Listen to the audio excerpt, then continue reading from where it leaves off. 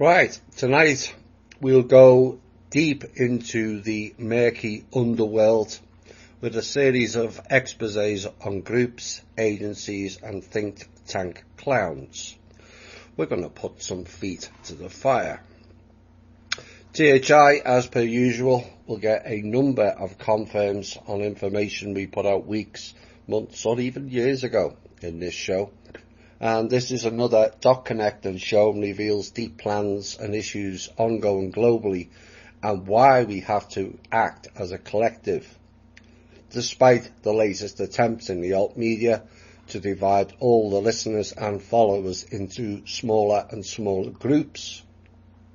But smaller groups are easier to manage.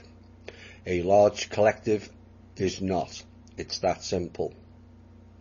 As Elon Musk this week gets tested 4 times, 2 came back positive and 2 negative. How does that work? Well, it proves it doesn't. Then the Mayor of Liverpool in the UK announces the results of the test that was done by the army over there. The antigen tests proved that the worst areas had a positive test rate of 0.7%. which also happens to be the rate of the false positive rate of the antigen tests, which means there is no COVID left. The governors of Texas, Florida and South Dakota said they have no plans to shut down their states as a new wave of coronavirus allegedly sweeps the country. A week when we find out that AstraZeneca COVID-19 vaccine, beginning with the CHADOX1-S recombinant designation on the label, and then we find out this ingredient is the recombinant strains used in the vaccine are grown from the aborted fetal tissues of a 14-week-old aborted human baby. Cannibalism, that is called. As lead people this week demand we don't celebrate not holidays but holy days, be it Thanksgiving, and also calls to ban Christmas celebrations. How about we the people ban all of their traditional holy days, as all of them are pagan ritual sacrifice days, and create our own days of rest? More than 60% of Americans in a poll this week said the Trump administration's transition delay is a threat to national security, according to a new poll. Now, given the term national security only applies to rogue elements of the intelligence agencies, that would be interesting if true. The 2020 US election campaigns smashes all records, with presidential and congressional candidates spending a total of almost $14 billion, more than double the price tag of 2016. I thought they were on an economy slide. What a complete and utter waste of money that is. That is 2 years worth of funds that it would take to eliminate poverty in America. 2 years. It's all about priorities, and clearly the people don't think enough about who or what is the priority. As Trump this week claims stock market highs is indicative of a 95% effective vaccine, how many times does the narrative have to change before some clarity is stated? Trump told us all this in May and has repeated it since. He said he would rapidly mobilise the US military to distribute a coronavirus vaccine once it's ready, focusing first on nursing homes and the elderly, all very Mr. Cuomo that, the most vulnerable to the deadly complications from the virus. And then Trump made the comments during an interview with Fox's Maria Bartiromo, We are mobilising our military and other forces, but we're mobilising our military on the basis that we do have a vaccine.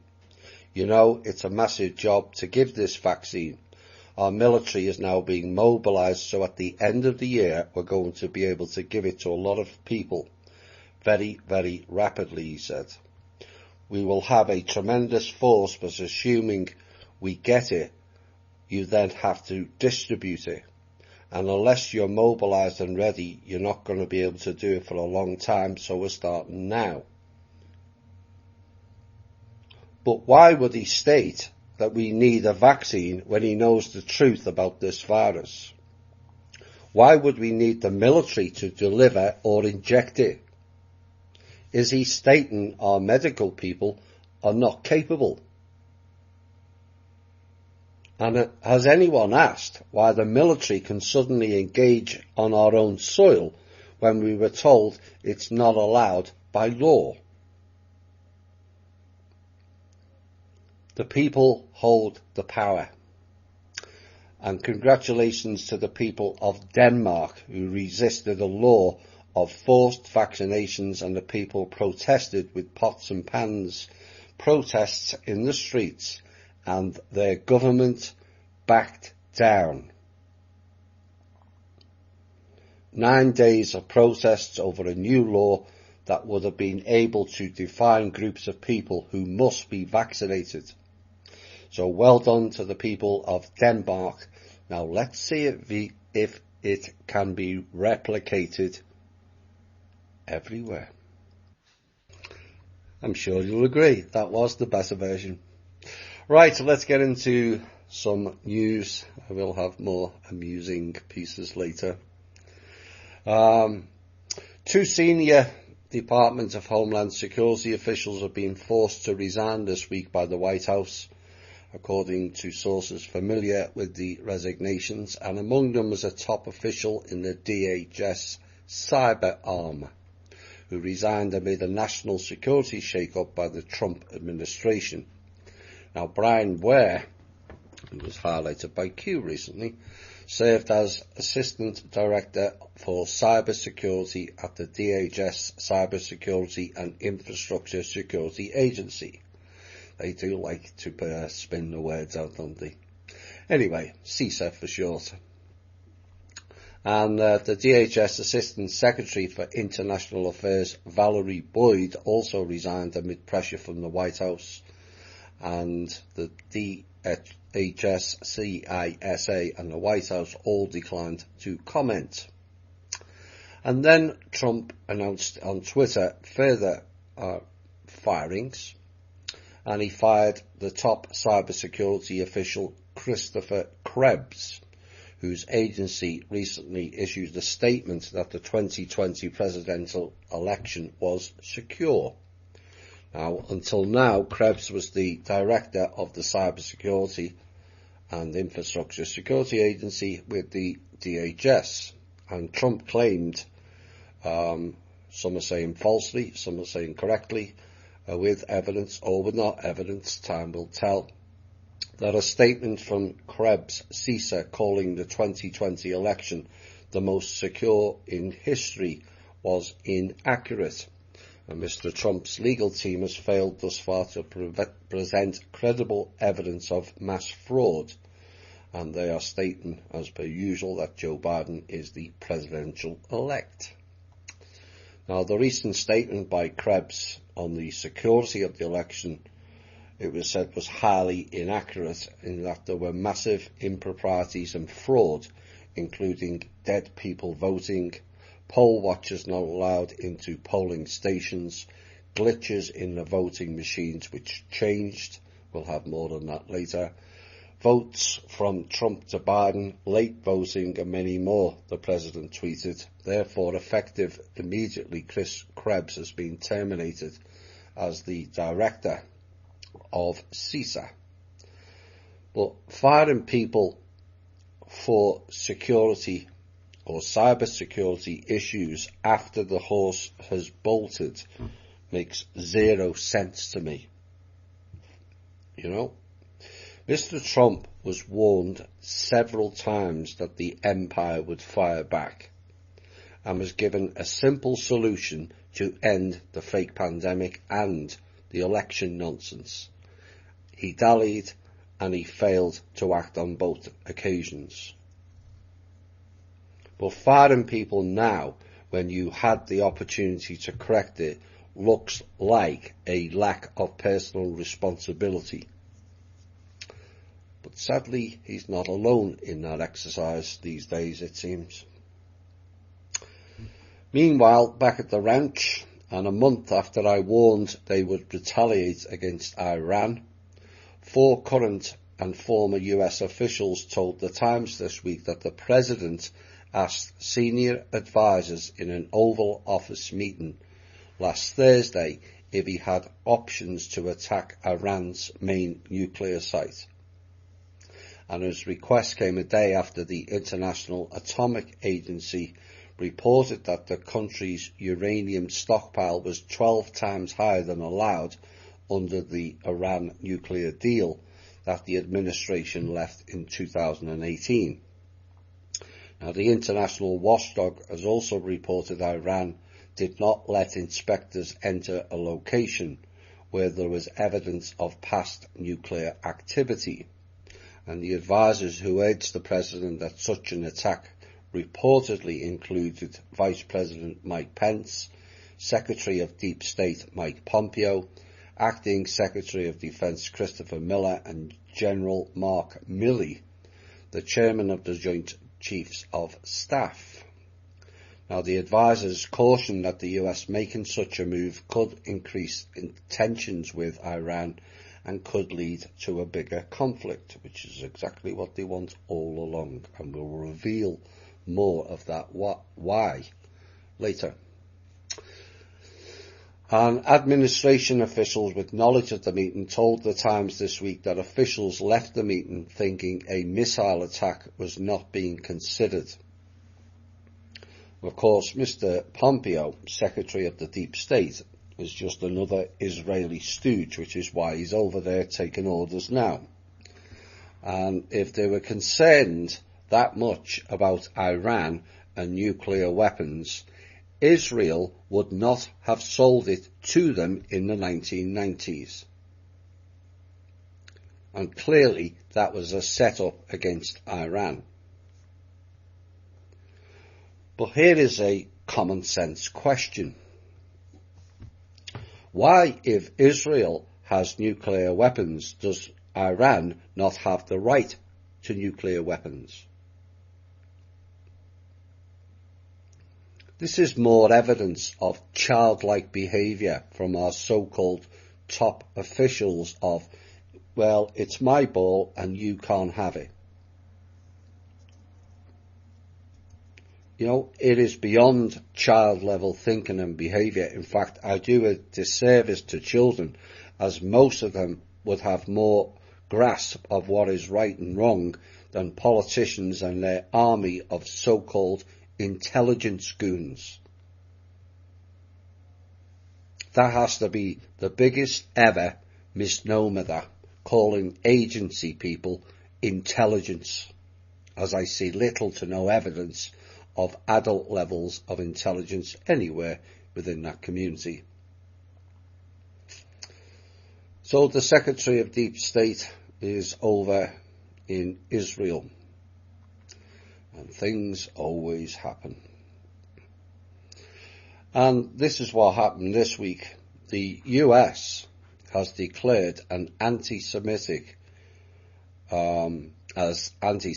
a prominent international movement which calls for a complete boycott of Israel over its treatment of the Palestinians. You can add Syrians, Libyans, Iraq people, Yemeni people to that list. Not just the Palestinians anymore, is it? And the Secretary of Deep State, Mike Pompeo, said boycott, divestment and sanctions, BDS, was a cancer, adding that the US would stop funding groups linked to it. And the Israeli Prime Minister, or Crime Minister Benjamin Netanyahu called the move wonderful, yes. Israel says, we want you to jump, and America goes, how high? At which point are we going to stop becoming puppets for this fake state? Now, BDS, however, has rejected the charge, saying it opposed all forms of racism, including anti-Jewish racism. And formed in 2005, BDS has become prominent in many countries around the world, and it calls for a total boycott of Israel, including cultural, economic and academic, over what it considers as Israeli repression of Palestinian rights. Now, Israel has long claimed BDS opposes the country's very existence, a typical overstatement that, and it is motivated by anti-Semitism, and it vehemently rejects any comparison with the apartheid, the state-sanctioned racial discrimination of black people during white minority rule in South Africa, as a smear tactic. But it's the same thing. So Mr. Pompeo announced the move on his visit to Jerusalem, and he said, we will immediately take steps to identify organisations that engage in hateful BDS conduct and withdraw US government support for such groups, he said, standing alongside the Israeli Crime Minister, Mr. Nutty Asshole. Now, the rhetoric that is being used by Pompeo is spellcasting. Nothing more, nothing less. Using the term hateful. So what is hateful about questioning illegal settlements achieved by bulldozing other people's homes, businesses and farms? You know, and what we've got to question here, because it happens on many levels, is have certain people changed the English language these days, whereby asking questions is now deemed hateful or haterade? And these are terms that are being used to deflect people from questioning the narrative. The problem isn't the people questioning. The problem is why those people denied the question and just spit out words like hateful, haterade and haters.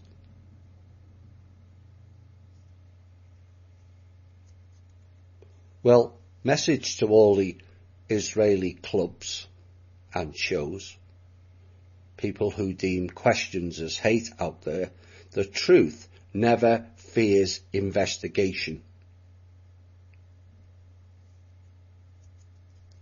Mr. Pompeo went on to say this gem as well.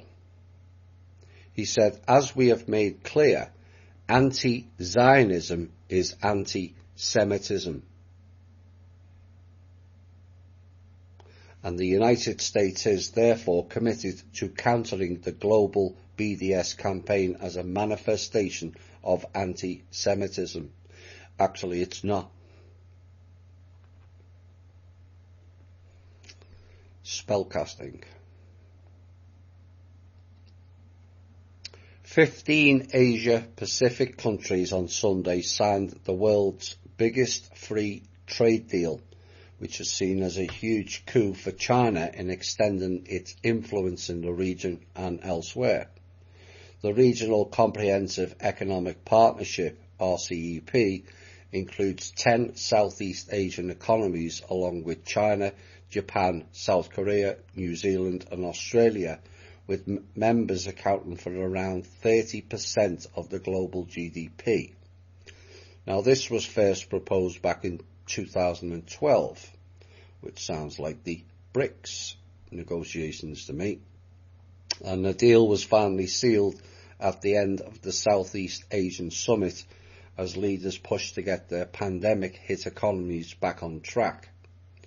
And it was said, under the current global circumstances, the fact that RCEP has been signed after 8 years of negotiations brings a ray of light and hope amid the clouds.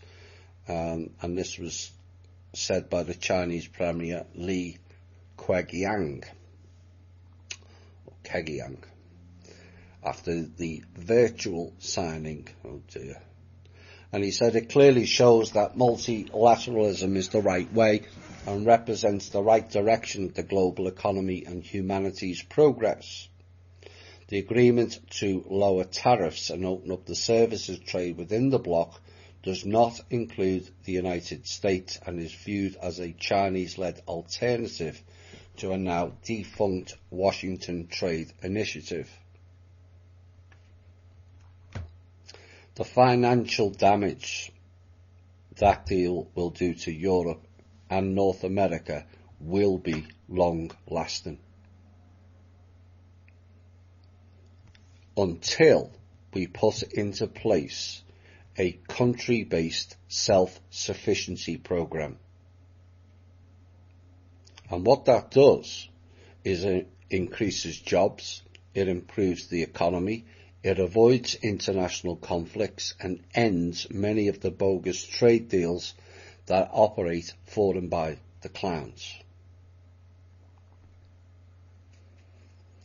Allies of President Trump have reportedly this week looked into investing in the conservative news outlet Newsmax to compete with Fox News, according to a report out this week. Hicks Equity Partners, a private equity firm with connections to a co-chair of the Republican National Committee, have been in discussions in recent months with the media company about investing in Newsmax. And the Journal reports that the talks may also be part of a larger effort that could include a streaming video service. Now, Trump's allies have been exploring ways to compete with Fox News for the past 2 years, and Trump's relationships with the network has been complicated. He has often shown appreciation for the support he receives from the Fox News hosts and the network's coverage of his presidency that has often influenced decisions he's made inside the White House. But he's also lashed out at the network when it criticised him. Now, a report later in the week stated that Newsmax said they do not wish to harbour Mr. Trump's ideas or plans. But the problem is, Mr. Trump, we could have had a national TV service if you had acted on the loopholes within the Telecommunications Act of 1934. Yet again, after the horse has bolted. We're going into space next, and Never a Straight Answer Group.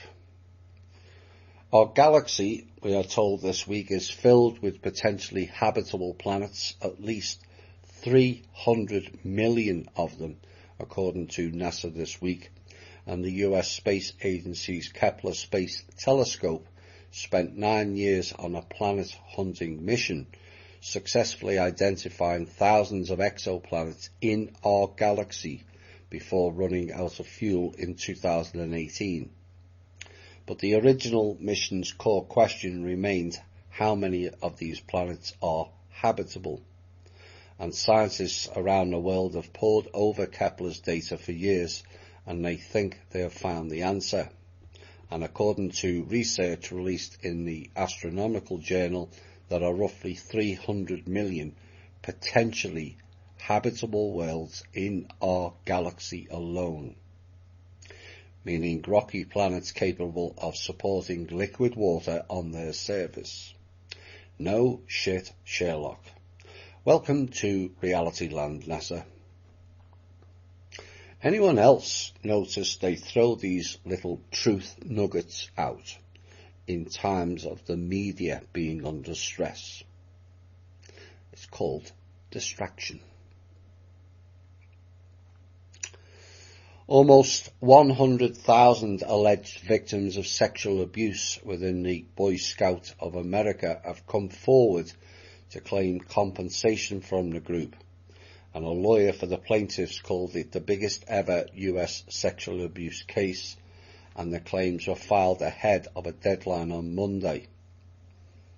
Now, internal files published in 2012 revealed decades of abuse. 2012 coming up a lot. Are we looping back again? BSA, which filed for bankruptcy earlier this year, common practice that, has apologised to victims, saying it was devastated. Negotiations will now begin between the alleged victims, the BSA, and their insurers. Now, the organisation still has a considerable membership, more than 2 million youth participants ranging in age from 5 to 21. But this is about half of what it was in the 1970s, a decline that aligns with mounting scrutiny of the organisation. And in February, BSA said it was filing for bankruptcy protection to be in a position to compensate victims. Now, the proceedings in a federal bankruptcy court will eventually lead to the creation of a fund to settle abuse cases that are upheld. And the attorney said to the news agency on Monday, it's by far the largest sexual abuse scandal in the US. And in terms of current reported numbers, it dwarfs similar complaints made against the Catholic Church in the country. Wow. I'm glad it's now being dealt with, but money alone will not fix the problem. Highlighting and reporting it will.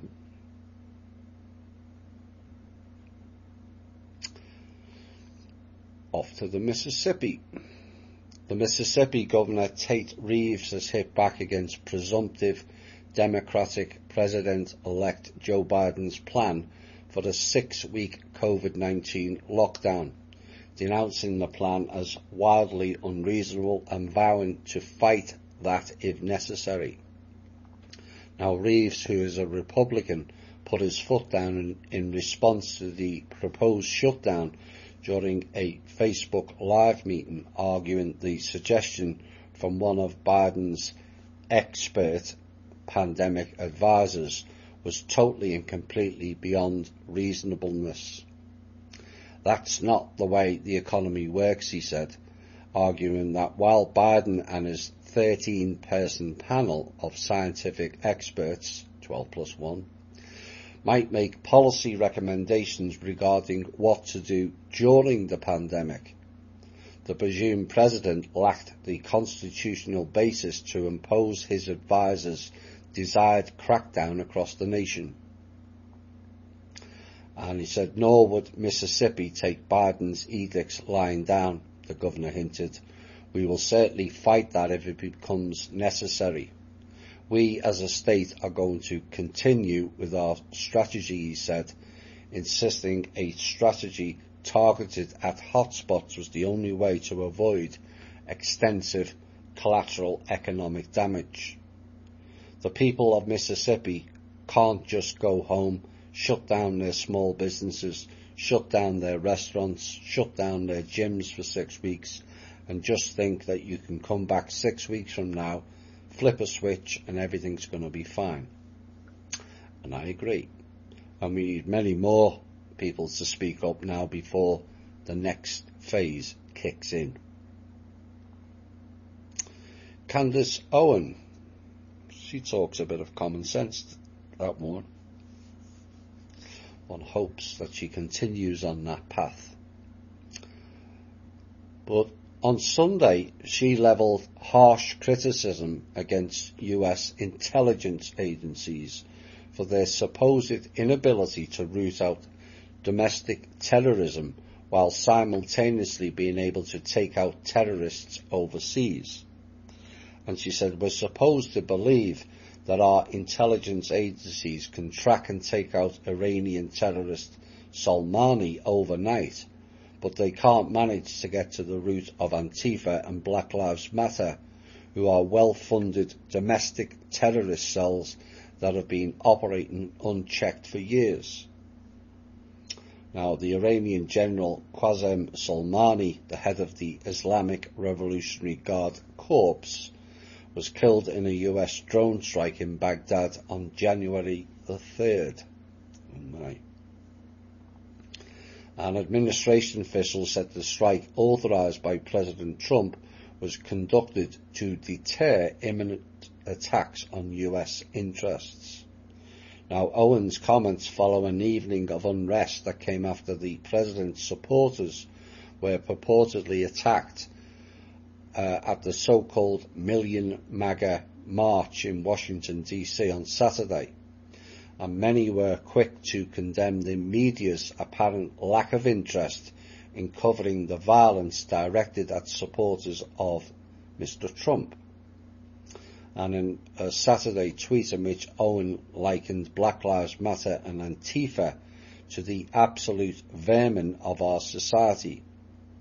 Remember, Candace Owens is black, so that can't be labelled as racist. And she also called out the leftist-controlled media for giving them a free pass. They were created as the Marxist foot soldiers of the Democrat Party, she said, and given a pass by the leftist-controlled media. And she also tweeted that we should pray for this young woman who was attacked. And the tweet included a video of a young woman appearing to cry in fear as she, as another man, were hit with eggs and an assortment of liquids as they navigate through a fairly hostile crowd, I'm told. Well, I'm pleased she is speaking out. That's the second or third time she's spoken common sense. But she needs to understand, and don't presume that politicians know what we know, because they don't. But she has to understand the agencies are the problem behind it all. So you will not get any positive feedback or actions from that lot. They are the problem and always have been. And they have been running the quasi-government since their inception. And Soleimani was not taken out due to imminent attacks either. He was of a rival faction. California legislator. We read this out recently, and I'm going to read it again before I go into the next piece because it's linked. And it was said a California Superior Court ruled in favour of me and fellow legislator James Gallagher in our lawsuit challenging Gavin Newsom's abuse of power. And the judge ruled Newsom violated the Constitution by issuing Executive Order N6720. More importantly, she found good cause for an injunction restraining the governor from issuing any more unconstitutional orders. And the court rejected Newsom's extraordinary claim that a state of emergency centralises the state's powers in the hands of the governor.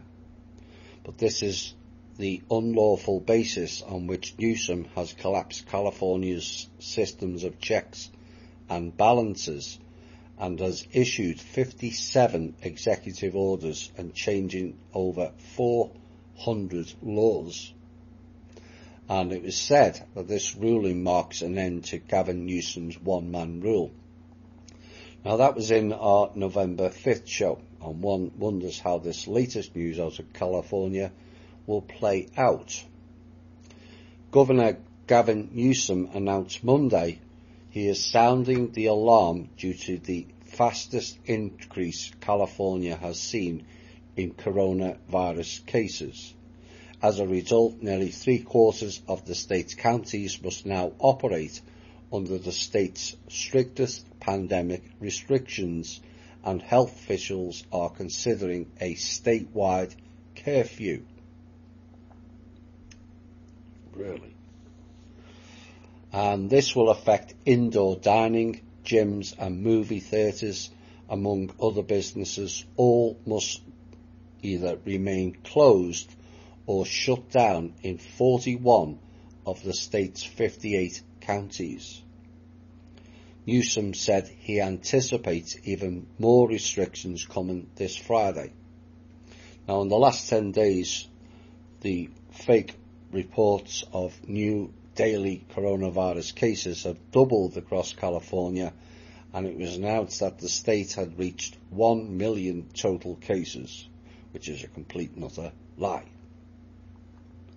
Now, the state, predictably, as forecast in the June show, when we read out the timeline, has blamed the increases on people who have grown tired of dealing with the pandemic and ignored public health warnings to avoid socialising with friends and family members. In addition, the following new rules were added on Monday to the blueprint for a safer economy: the state's 4-tiered colour-coded system for reopening. They do like their colour codes. Counties will now move tiers after 1 week of increased COVID cases, not 2. Counties can move back multiple tiers if they experience a significant increase. Businesses must shut down within 24 hours instead of 72 when counties move tiers. The state will announce tier changes twice a week instead of once per week. The governor's actions, which goes into effect or went into effect on Tuesday, will result in there being 41 counties in the most restrictive purple tier, 11 in the red tier, 4 in the orange tier, and 2 in the least restrictive yellow tier. Now, he's not alone. We've covered the West Coast clowns, of which Newsom is one of them, because he was joined by the governors of Oregon and Washington in issuing travel advisories that urge people to avoid travelling outside the state or country, and suggesting that those entering or returning self-quarantine in the hopes of slowing down the spread of a fake virus. One wonders what's going to happen next. Is that court, that legislator filed invalid? And why haven't the court stopped Newsom, if that's the case?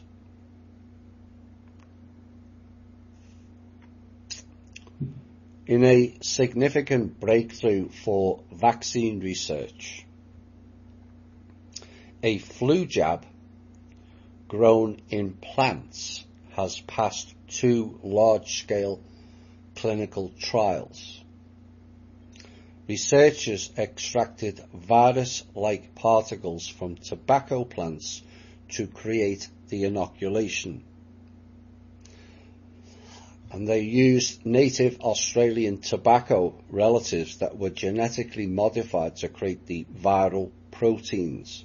And the 2 trials involved nearly 23,000 people, and the results indicated that the plant-derived vaccines are just as safe as current flu vaccines. The influenza virus poses fresh problems for vaccine developers every year as it constantly shapeshifts. The flu doesn't, just the recording of it does. And they said this is a massive undertaking, and researchers have been crying out for an upgrade to the current technology. Interesting terminology, that. And the breakthrough is the largest ever demonstration of the potential to produce vaccines using plants. Oh my. The irony of this piece, after telling us for 3 to 4 decades smoking tobacco is bad for you. Remember, tobacco was the original COVID. As every disease or illness became smoking related, and now they are using the plant to fight off the flu. It's Ouroboros thinking again. And to be clear, natural tobacco is fine. It's a higher frequency plant. Processed cigarettes are not, and neither is smoking pot. Just about the... Hi all and welcome back. This news story, and I think we've put some of his material in before, Michael O'Bernicia put out a piece this week that all sounds rather good. Then they mentioned the dreaded two words, which renders it, in my opinion, mute, the Magna Carta. So this is what was put out. You know, I don't like to discredit people and their efforts, but this is why I wanted to get all the common law people together. We have information in THI that can help the common law people going forward. The Magna Carta is a no, and we'll reveal why shortly. But this is what was put out. COVID-1984 newsflash: the prosecution in the People's Union of Britain versus Matt Hancock has just sent the executed form applying for his arrest warrant to the Court of Issue. We have already got the green light from the court's legal advisors, and now we have the Chief Magistrate's permission to proceed. They also sent us the form to fill out for the arrest warrant, which is now being acknowledged by the same as having been received. However, the form won't be processed until Monday, when it will be sent up to the Crown Court to be administered and then served upon the defendant without delay by the arresting officers, who will soon be appointed by the court. Therefore, the case will now proceed as directed, unless the Director of Public Prosecutions intervenes, which is unlikely because nobody will want to take the poisoned chalice. However, they stated even if they do, we can object on the grounds that the DPP is working for the government, so they are obviously conflicted. If they refuse to back down, we will insist that the case proceeds with our legal team. In other words, my family, friends and growing army of peacekeepers and freedom fighters, we are all about to witness the most significant events that have transpired on these shores since Charles I lost his head. And he said words simply cannot adequately express the truly humbling experience of the love, support and commitment that they've received from people who all tell me that my words have moved and inspired their hearts into resisting this tyranny for the sake of our children and grandchildren. And he said, this is truly our moment to seize the opportunity to build an advanced civilization on the rubble of the corrupted one which is crumbling around us by COVID-1984 design. In other words, F the Great Reset, he said, the Fourth Industrial Revolution and the fraudulent debt-based slavery.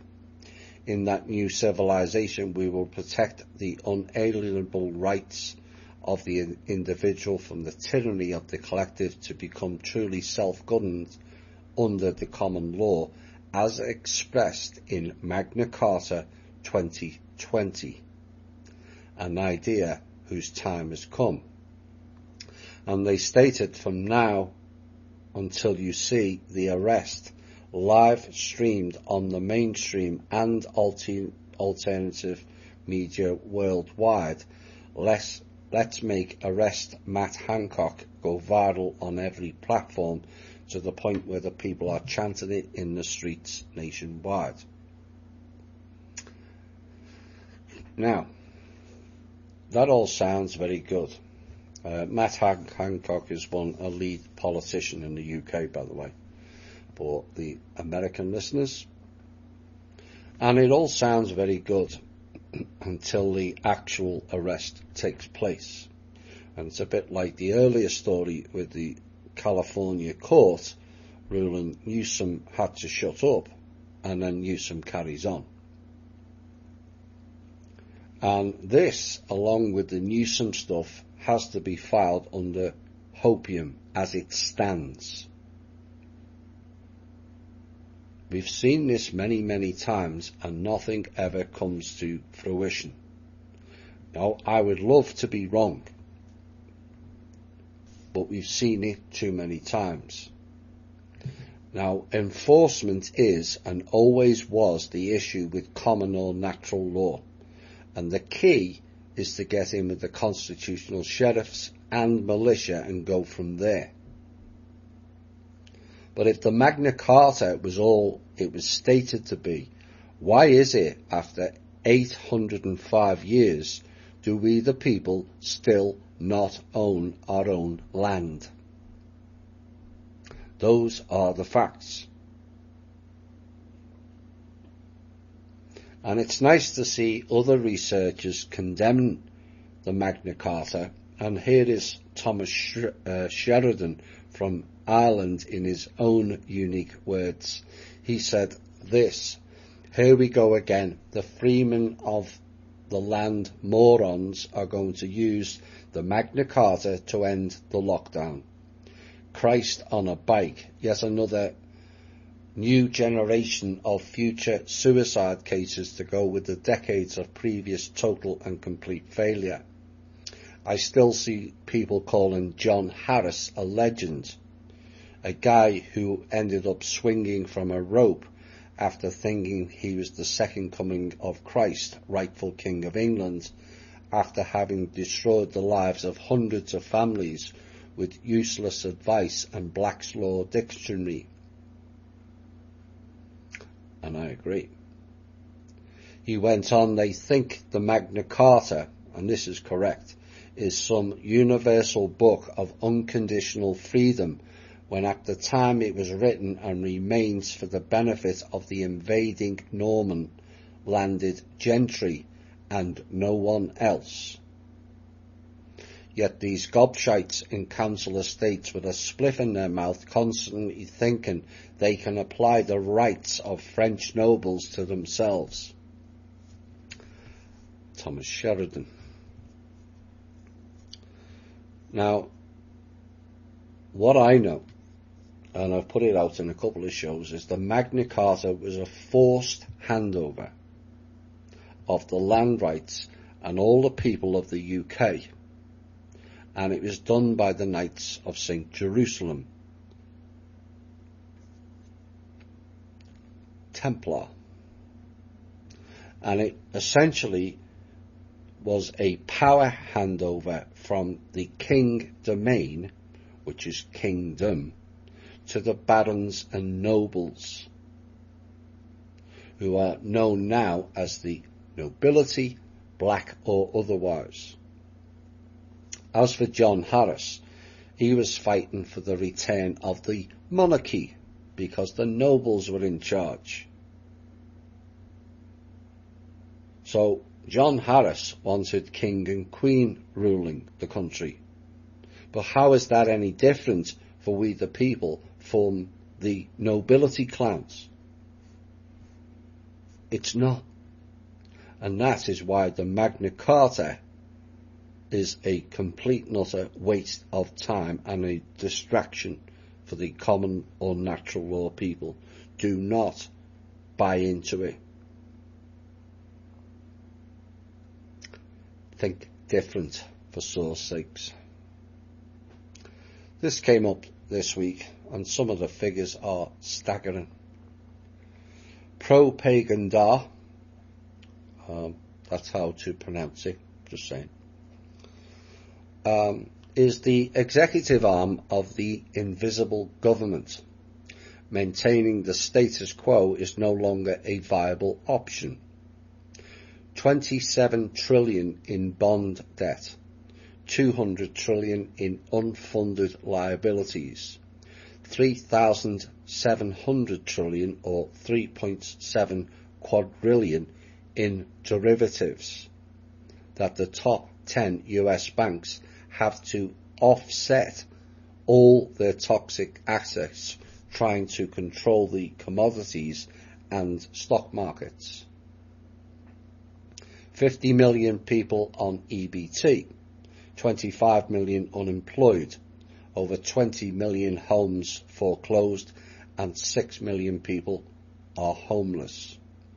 Student debt slavery surpassed credit card debt last year, over $1.5 trillion, and the banksters made over 50 billion in profits off student debt slavery, which was more than Exxon. While the Fed Reserve, a private corporation, prints 85 billion a month to hold up the stock market based on fiat currency that has no intrinsic value other than to create massive inflation and massive debt. Infinite trillions spent on infinite wars and infinite murder, always based on false pretenses into infinity with impunity since 1776. Correct.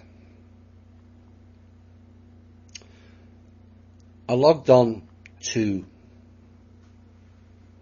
the internet today and something popped up at the bottom of the screen that caught my eye. And I further confirm,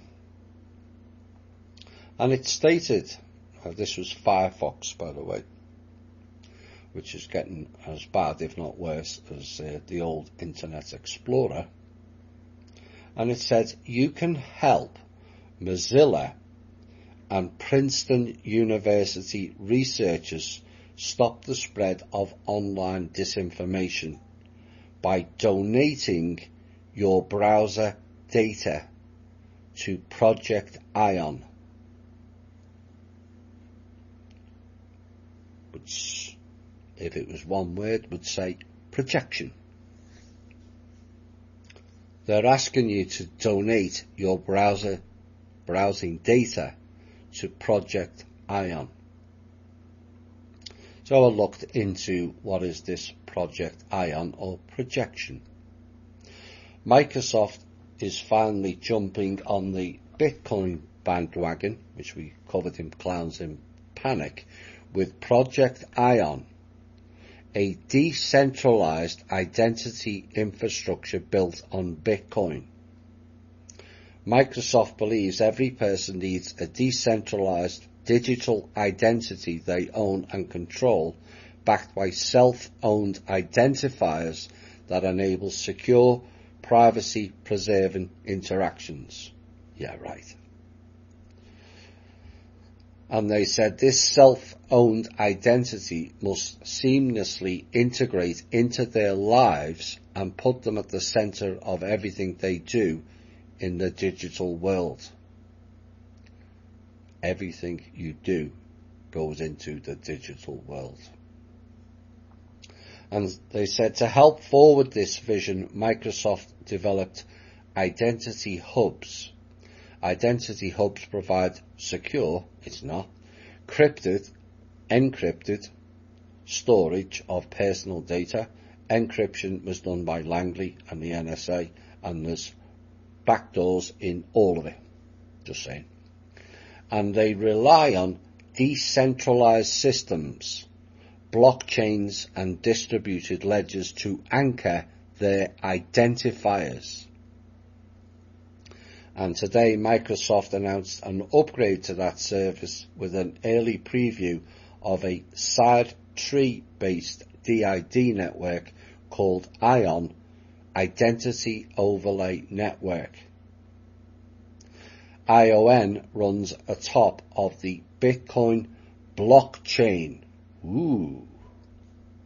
based on an emerging set of open standards that Microsoft developed working with many of their partners in the Decentralized Identity Foundation. Decentralized. Where did we hear that before? Yes, the Clowns in Panic show again. And they said this approach greatly improves the throughput of DID systems to achieve tens of thousands of operations per second. And there you have it. And some people still think that Bitcoin and blockchain will benefit the people. No, it only benefits greedy people. Period. The only people that are pushing blockchain is so they can make money off the Bitcoin. Oblivious to the future damage those two names could cause us all.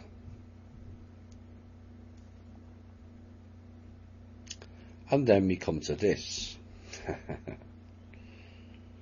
A Muslim prayer time app with 100 million users is just one of the apps that had location data sold to the US military for reasons unknown, according to a Vice report that following storms also has an app location data. The Weather Channel, which is sponsored by IBM, or posting on Craigslist are all in the same boat. The US military is buying the granular movement data of people around the world harvested from innocuous seeming apps, according to Joseph Cox of Vice's Motherboard on Monday. Specifically, one of the buyers is the US Special Operations Command, which deals with counter-insurgency, counter-terrorism and various covert activity around the globe. Two separate companies are taking part in this data harvesting, Motherboard claims to have discovered through public records, interviews with developers and technical analysis. USSOCOM has confirmed using Babel Street's Locate X, according to its spokesman, the US Navy Commander Tim Hawkins.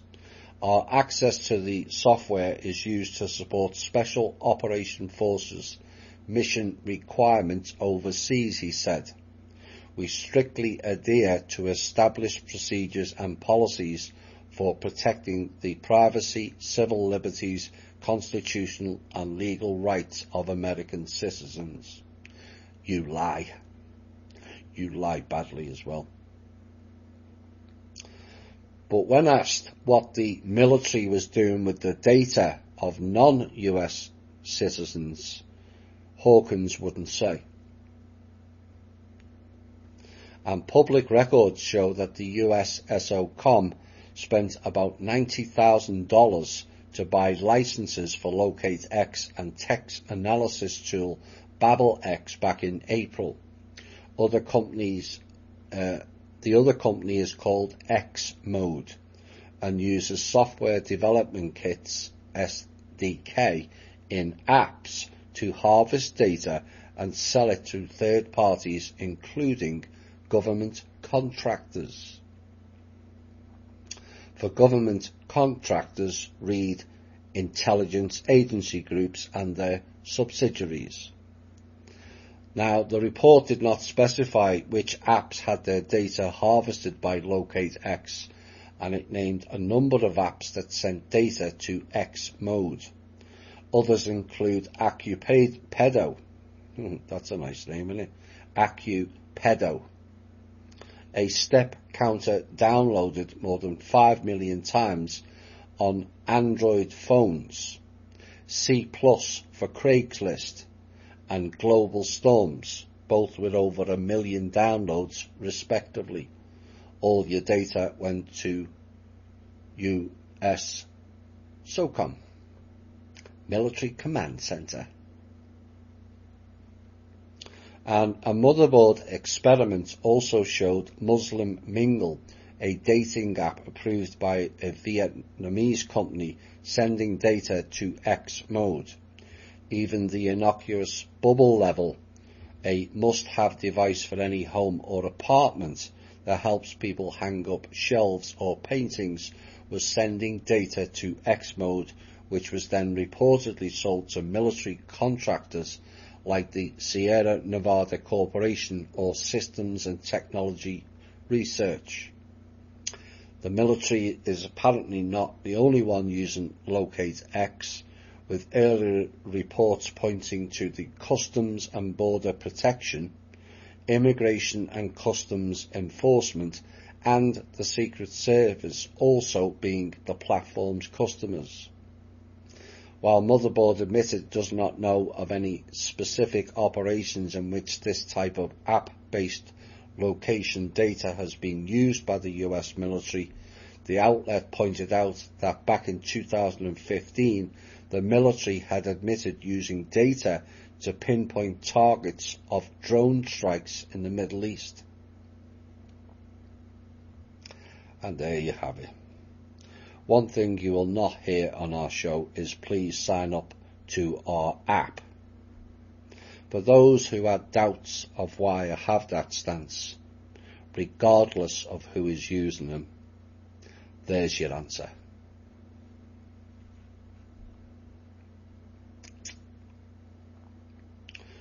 New York clown Governor Andrew Cuomo is telling citizens to stay at home and cancel all Thanksgiving plans, attempting to enforce what people can do in the privacy of their own homes by implementing a 10-person maximum.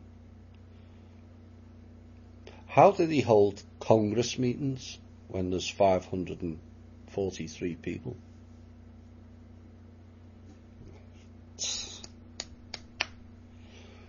Sorry, I asked a common sense question again. My apologies. However, New York sheriffs continue to publicly announce their refusal to abide by the governor's cap on gatherings, and over the weekend Fulton County Sheriff Richard Giardino took to Facebook to express his unambiguous disagreement with Cuomo. Perhaps John Darash and people can get in touch with him. Frankly, he said, I'm not sure it could sustain a constitutional challenge in court for several reasons, including your house is your castle, wrote Sheriff Giardino. And as a sheriff with a law degree, I couldn't in good faith attempt to defend it in court, so I won't.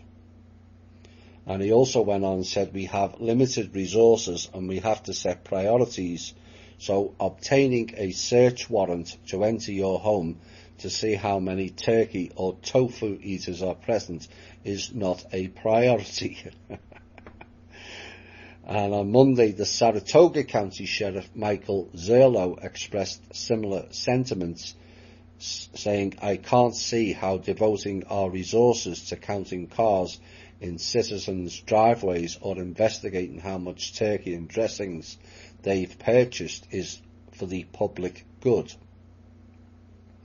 Now, 2 days after Cuomo announced the restrictions, Erie County Sheriff Tim Howard said his office would simply flat out ignore the mayor's decision. As Opardi added, we urge everyone to continue to be smart and act responsibly, which is ironic considering New York has been allowed to act irresponsibly by protesting, rioting and looting, all under Cuomo's leadership.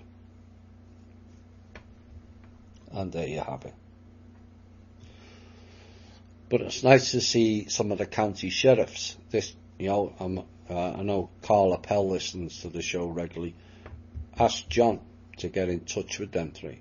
Maybe they will be able to help in the future.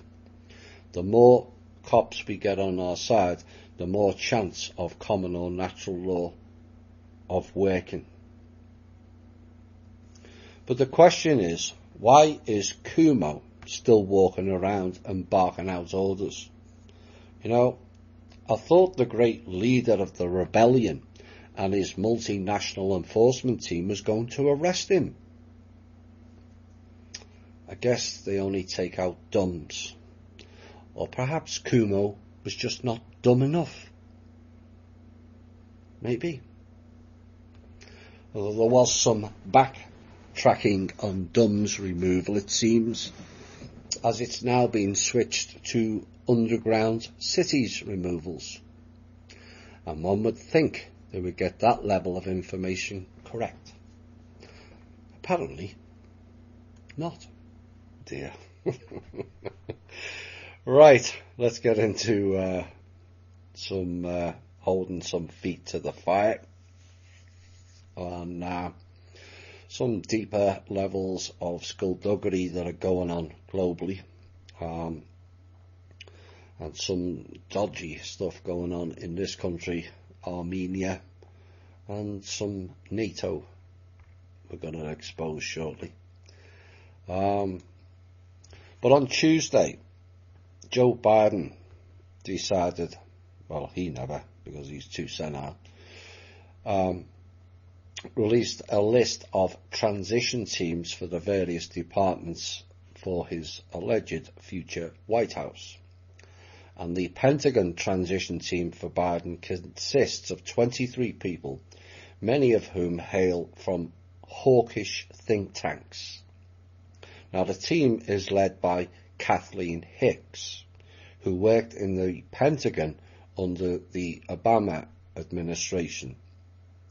Now, Hicks' most recent employer is the Center for Strategic and International Studies, CSIS, which is a think tank that receives contributions from arms makers like Northrop Grumman, Boeing, Lockheed Martin and Raytheon, to name but a few. They are also linked with the story CISA as well. Now, Hicks is vice president of the group and Henry Kissinger is chairman, and that tells you all you need to know about that group. CSIS also receives contributions from governments, and Dr. Hicks is currently the Donald Marant Scholar at the Kissinger Center for Global Affairs. She also works at Johns Hopkins School of Advanced International Studies. Oh my. Johns Hopkins, the Math Deficient Center. And she serves on the board of advisors for the Truman Center and Soldiers Strong, and is a member of the Council on Foreign Relations. Well, I never. Dr. Hicks also served on the National Commission for the Future of the Army and currently serves on the Commission for the National Defense Strategy. Dr. Hicks, all-round globalist scumbag then. Now, the think tank's top government donors are the US, the United Arab Emirates, Taiwan and Japan.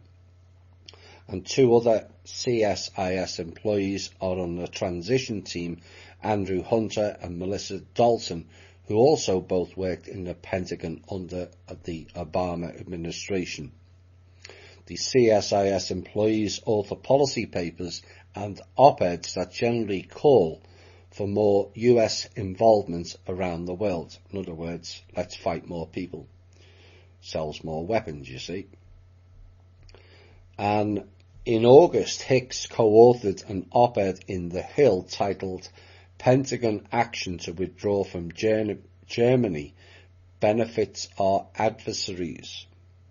And that was a piece that slammed Trump's plan to draw down troops from Germany, which now Biden could call off. Now, two members of the transition team came from the Center for New American Security, Susanna Bloom, a former Pentagon employee, and Eli Ratner, oh dear, who served as a Deputy National Security Advisor to the then Vice President Joe Biden from 2015 to 2017. Now, Susanna Bloom, which I suspect is short for Blumenthal, and Ratner are both born too.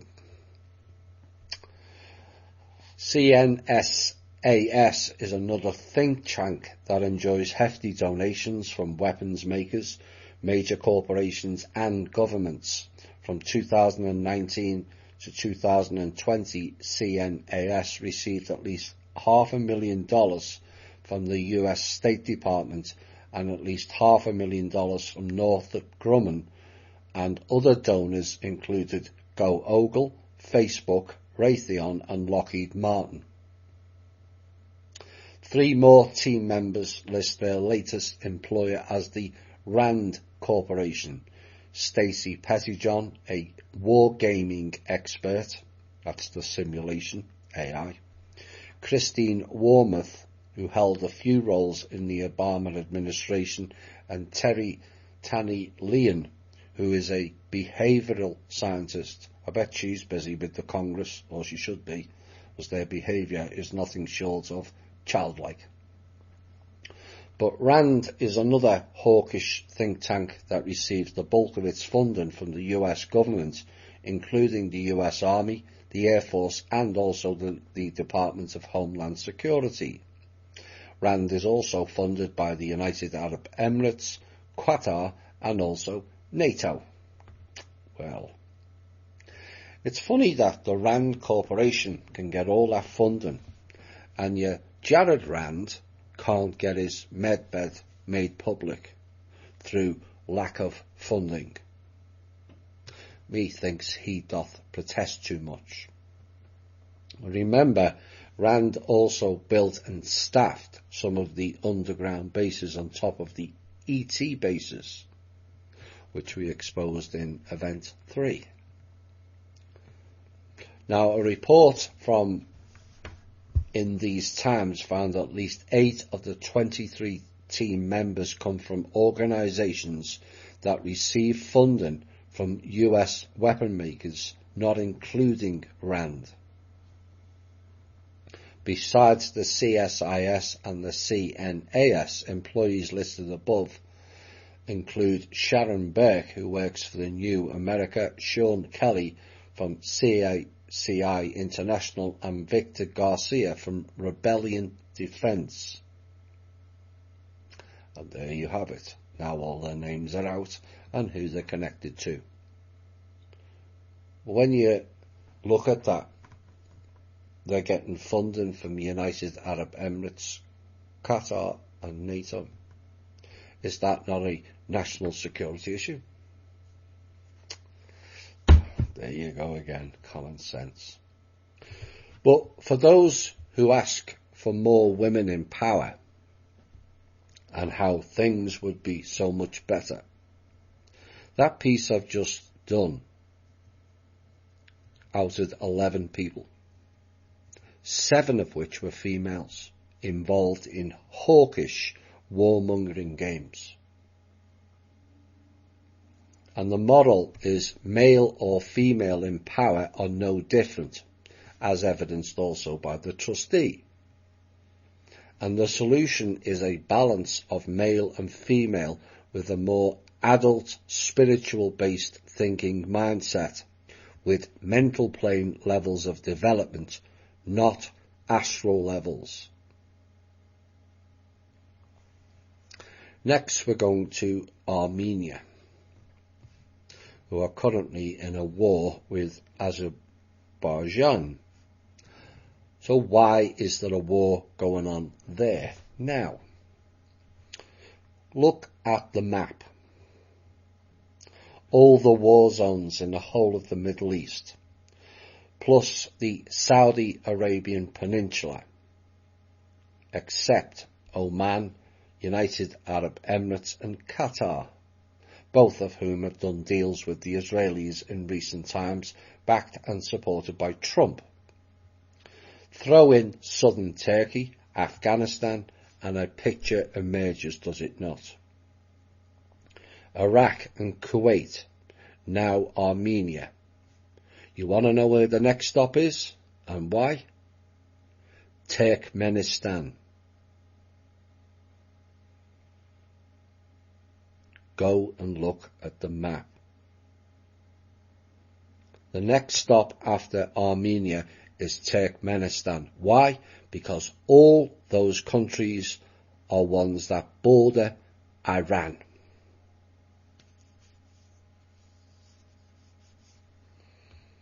Now, Azerbaijan is a clown-controlled country, and why they are targeting that country, which has no oil, no gold or jewels, and so Armenia then becomes strategic. It's got no resources, and so it can only be a strategic move. With Georgia now in the hands of clowns, along with Azerbaijan, the acquiring of Armenia then also cuts off the country's border for Russia to reach Iran. Once Armenia falls, Iran is then isolated on all borders with the several countries connected to it. With Armenia gone, the opportunity for Russia to defend Iran becomes a far more arduous one. Now, Armenia has traditionally remained close to Russia, but the country experienced a regime change in 2018. Now, after anti-government protests organised by Langley from April to May 2018, which was staged by various NGOs and led by a member of the Armenian Parliament against the Prime Minister Serge Sargsyan. And what happened after that? Nikol Pashinyan became the new Prime Minister. And very quickly he soon aligned the country closer to the United States. I wonder why. And perhaps we will find out. Now, since he came into power, his anti-Russian actions included almost daily eliminating any Armenian participation in the CSTO, completely ceasing any collaboration with Russia, including in the intelligence and security domains. He also purged the Armenian military and security forces from all the supposed pro-Russian elements and banned the Russian language schools. So who is this new Prime Minister? Nikol Pashinyan is a former criminal who spent time in prison in 2009-2010 time. He went into hiding following an uprising of the people, and the government forces killed 10 people. It was suspected he was hiding out in the US Embassy, no surprise, but eventually he gave himself up and received 7 years in jail, as they declared Pashinyan as the instigator of that violence that killed 10 Armenian people. But the sentence was then reduced to 3.5 years, and in 2009 he ran for a government seat and became the first Armenian to contest a seat from prison. How does that work? But he was subsequently released from prison in 2011, 2 of 7 years in jail. And now he's the Prime Minister. So how does that happen? Well, it happens because he's done a deal with the intelligence community, CIA.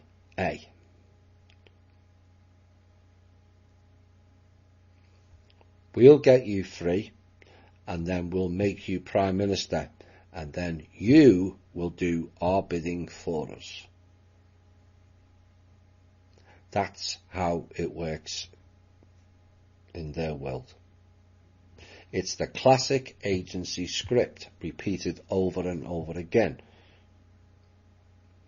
And yet too few research enough into it to see it all unfold. It's like the story we ran the other week of the Swiss banker.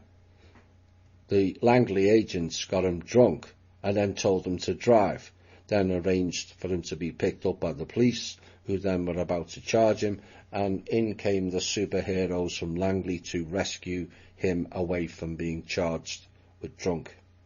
or the DUI. But then that banker had to work for the CIA for the rest of his life. That's how it works. That's what happened to Neil Keenan and also Drake. Many other examples. First Draft News. Most people will never have heard of this group. Well, you will after tonight.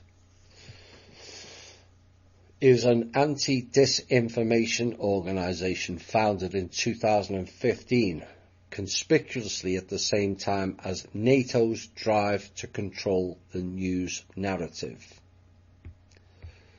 And it trains in how to launder black and grey propaganda.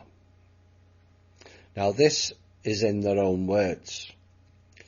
First Draft's mission is to empower societies with accurate information in critical moments. We work to ensure the integrity of the world's information ecosystem, developing and delivering pioneering techniques, tools and training for how information is discovered, shared and presented to the public. A filter group is the correct term. First Draft was formed as a coalition with 9 founding partners in June 2015, with military intelligence as the founders. And one of the founding organisations is the NATO group called Bellingcat. And Elliot Higgins and Eric Toller are specifically thanked for their help. Another founder, Andy Carvin, works for the NATO Close Atlantic Council in its digital forensic research lab, which also collaborates closely with the Integrity Initiative, which we have outed as a UK clown think tank group previously. Another founding member is Sam Doubly, who is an advisory board member for the Syrian Archive, which is allegedly a non-profit that aims to support human rights investigators, advocates, media reporters and journalists in their efforts to document human rights violations in Syria through, quote, open source tools, unquote. And that is an activity that dovetails smoothly with what the British government was financing at the time. Hello, white helmets. Helmet being the operative word. Yes, they're all helmets. Laundering black propaganda. Here is a generalised example from Syria of this laundering. People like Sam Doubly get human rights investigators in Syria, the white helmets, to collect or make videos. Collect or make being the operative word, videos and storylines for social media. This material is then lobbed over to laboratories like Bellingcat, who then use forensic tools, declares that they are highly credible.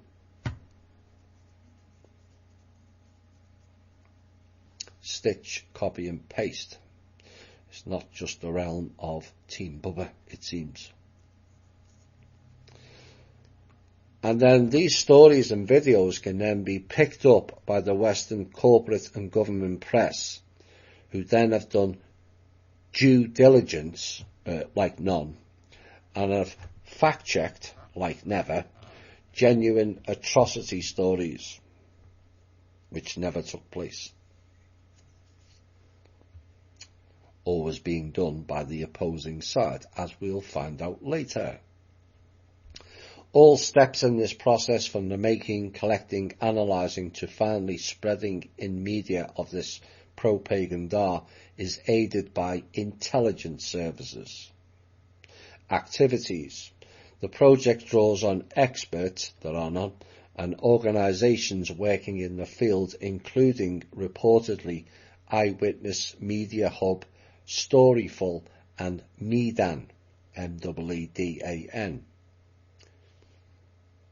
Now that particular group left the Harvard University, no surprise they come up again, after just over a year citing problems with brand control.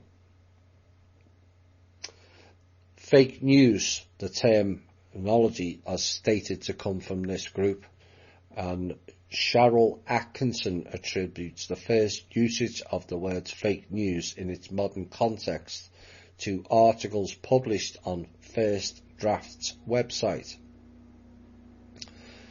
They do reporting. In 2020, the group published a lot of information about COVID-19. On COVID-19, they said the lockdown could last for months, and also stated it is likely this is only the beginning of a new trend in falsehoods as people come to terms with a new lifestyle.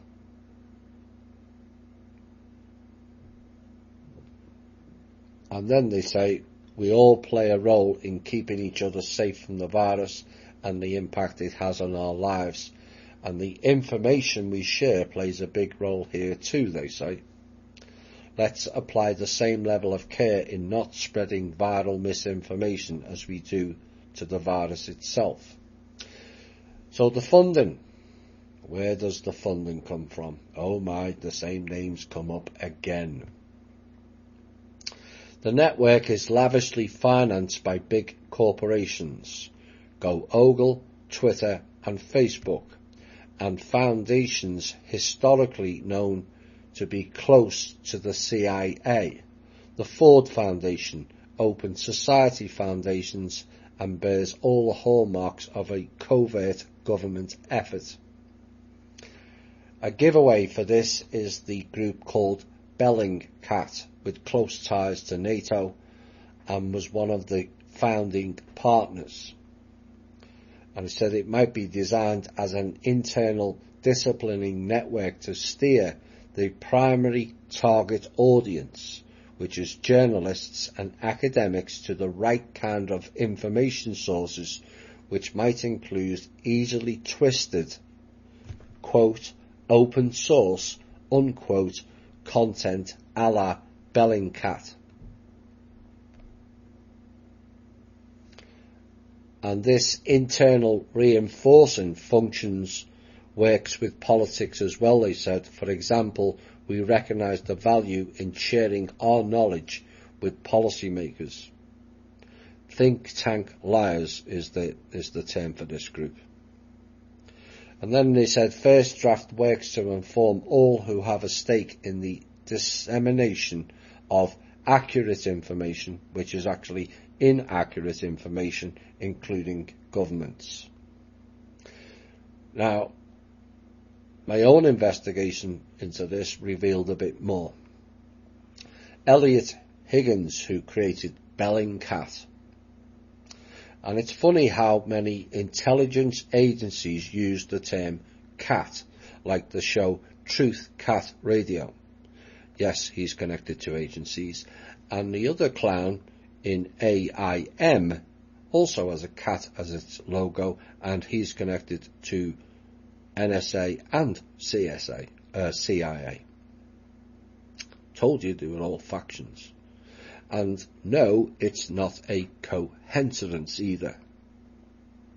Now, Elliot Higgins, who looks like a Born 2, has all the hallmarks of a Mossad agent.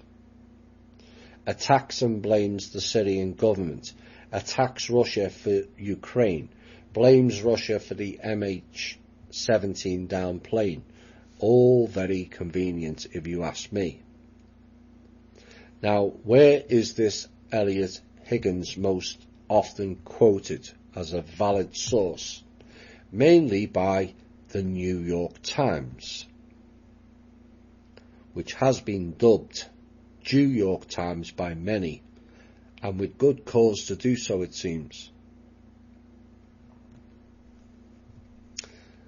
The hidden underworld of misinformation now into the light even more. This piece was supposed to go on the show 2 weeks ago. 2 weeks? Well. And we ran out of room. And it's kind of been covered by several now. But this is called Hammer and Scorecard. And Lieutenant General McInerney explains the election hack by the Democrats. And he said the Democrats are either cheating or powers above them are cheating on their behalf. No shit, Sherlock. Either way, the election is in the process of being stolen, if we're to believe Lieutenant General Thomas McInerney during his most recent interview with 2 Mics. Now, the election, of course, was stolen 4 years ago by the trustee single-handedly, we are told. So I'm asking, what is the difference? Now, the General described Hammer and Scorecard as a pair of programs initially designed for the CIA, yes, them again, before being privatized by deep state players from the Obama administration. So that is exactly the same as the open source program written by a CIA agent, Robert David Steele, outsourced by the same agent who then sets up the aptly named company called OSS.net, who then gives the program details over to NATO as a private group. But that privatized group is still under the jurisdiction of the central group, which is the CIA.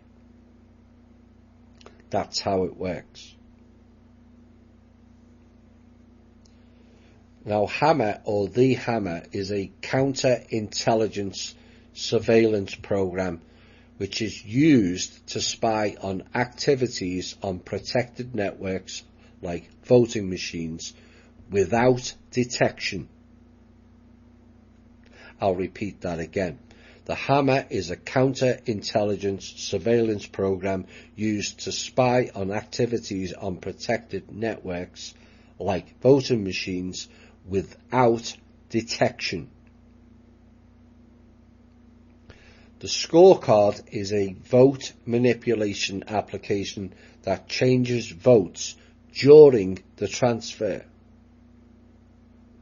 It's the least detectable form of election manipulation because it works during the data transfer between the voting stations and the data storage hubs.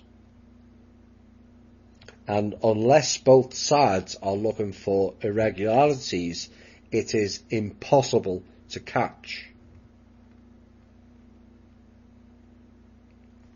And it says if nefarious forces had people on one side or the other, or both, during the data transfer, it cannot be exposed.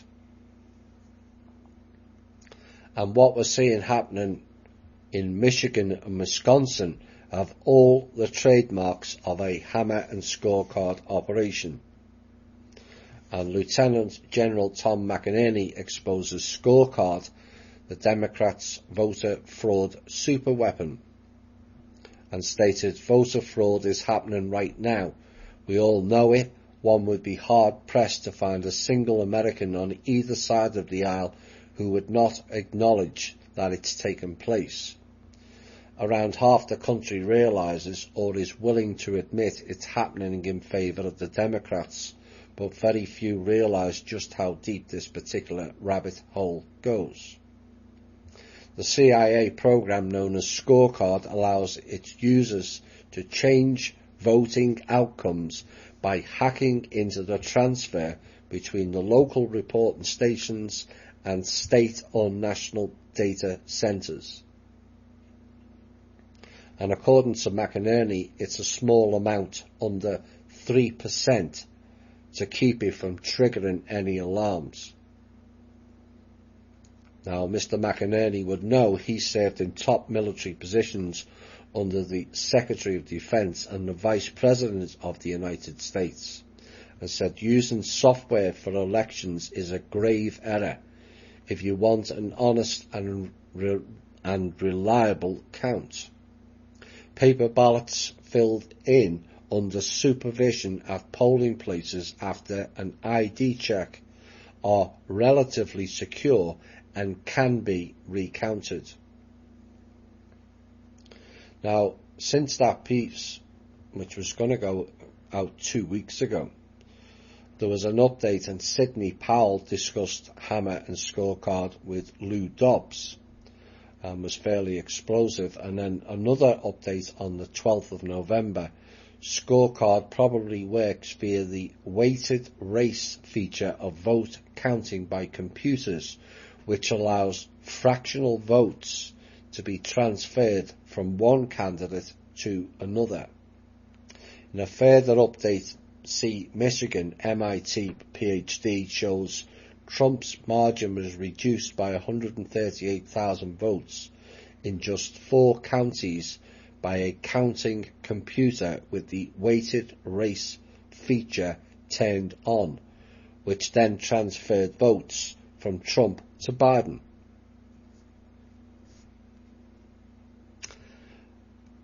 This is the same or similar program ran by the CIA of how they post falsified, incriminating evidence on people or official servers and leave no trace of where it came from. And that same program is what created the Russian collusion narrative. Oops. Right, let's go deeper again. Let's put some more feet to the fire. I've done a lot of research in this week on a lot of things, and the uptick to that is there may well be another must listen to show coming on Tuesday, Expose 5. Right, there's been some chatter about a Klaus Schwab. So I did some digging of where he's from, who he's connected to, and we're going to put his feet to the fire now. Klaus Martin Schwab, born March the 30th, 1938 in Ravensburg, Germany, and was a German engineer and economist best known as the founder and an executive chairman of the World Economic Forum. Now, in 1971, Schwab founded the European Management Forum, which in 1987 became the World Economic Forum, as a not-for-profit foundation, which is clown, committed to allegedly improving the state of the world. Well, 33 years later, what have they done? Zero, because it's false. Now, in 2015, the World Economic Forum was formally recognised by the Swiss government as an international body, so connected to the Rothschilds then. In 1998, Schwab and his wife founded the Schwab Foundation for Social Entrepreneurship, which was another NGO based in Geneva, Switzerland. In 2004, he created a new foundation using $1 million in prize money for the Dan David Prize he received that year from Israel. How interesting, Mr. Schwab. Now, the Forum of Young Global Leaders aims to create a dynamic global community of exceptional people under 40 with the vision, courage and influence to drive positive change in the world. Depends on which side of the aisle you perceive as being positive, does it not? But not all is the same. And Schwab was the Professor of Business Policy at the University of Geneva from 1972 to 2003, and since then has been an honorary professor there.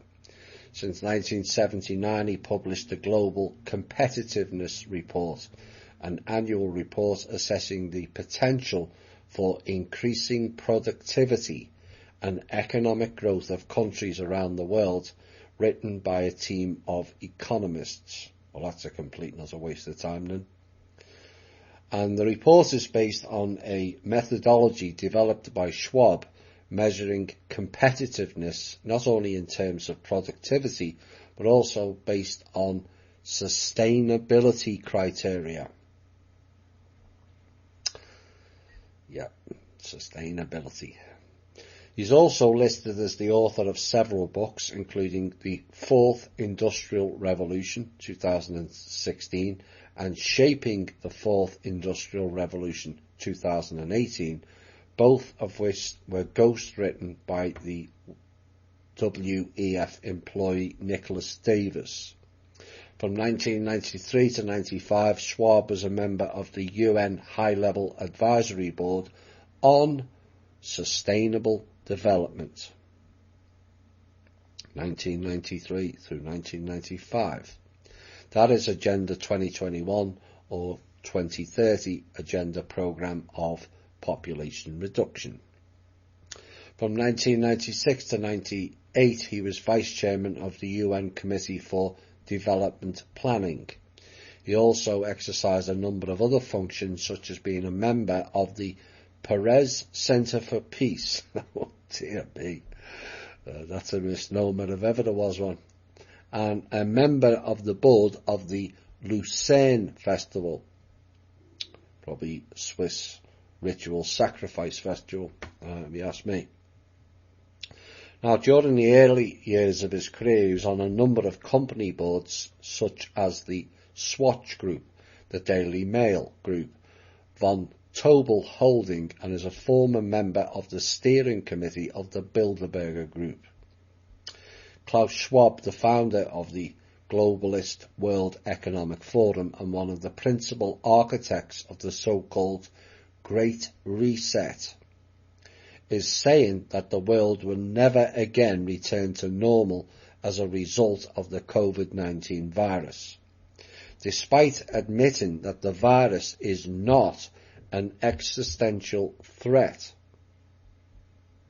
Schwab believes the world's reaction to it will create the long-awaited New World Order. In his book COVID-19, The Great Reset, Schwab explains, many of us are pondering when things will return to normal. The short response is, never. Nothing will ever return, he says, to the broken sense of normalcy that prevailed prior to the crisis, because the coronavirus pandemic marks a fundamental inflection point in our global trajectory. And this, despite the pandemic not really being the massive crisis that the mainstream media and leftists insist that it is. Schwab admits, unlike certain past epidemics, COVID-19 doesn't pose a new existential threat. And despite the coronavirus not being an existential threat, Schwab believes that it can and should be used as the catalyst, to create a new world system which he calls the Great Reset. And this new system, where capitalism still exists in a watered down form, but where the real power is wielded by a few global elites with more authoritarian forms of government aiding and abetting them. Clowns in panic proven yet again. Our show was criticised early this year by some members for not covering the COVID story. I said it was BS then, and Schwab just proved it with his comments in the last paragraph, it doesn't pose an existential threat and is being used for other purposes. This is why THI is always ahead of the game. We see through the bullshit distraction programs and focus in on the hidden hand agendas. And his next comment proves that statement even more. Schwab also speaks of the coming fourth industrial revolution, where most human jobs will be accomplished by robotics. Well, I never. And he said the COVID-19 crisis has shown us that our old systems are not fit anymore for the 21st century. It has laid bare the fundamental lack of social cohesion, fairness, inclusion and equality. And he said, in short, we need a great reset. And for Schwab, a choice exists between going back to the capitalist status quo, which has served most quite well since the end of the World War II, and a new system of capitalism light with Marxist elements thrown in. Specifically, he said, we will need to reconsider our collective commitment to capitalism as we have known it. And he said we must rethink what we mean by capital in its many iterations, whether that is financial, environmental, social or human. His words. Humans as capital. Oh my. Now where have we heard that before? Perhaps the term human resources makes more sense now. He then says, today's consumers do not want more and better goods and services for a reasonable price. But it's all very well, Mr. Schwab, but where are the funds coming from to pay for these better goods and services, with jobs outsourced to an army of R2-D2s? Yet again, Ouroboros thinking patterns, Mr. Schwab.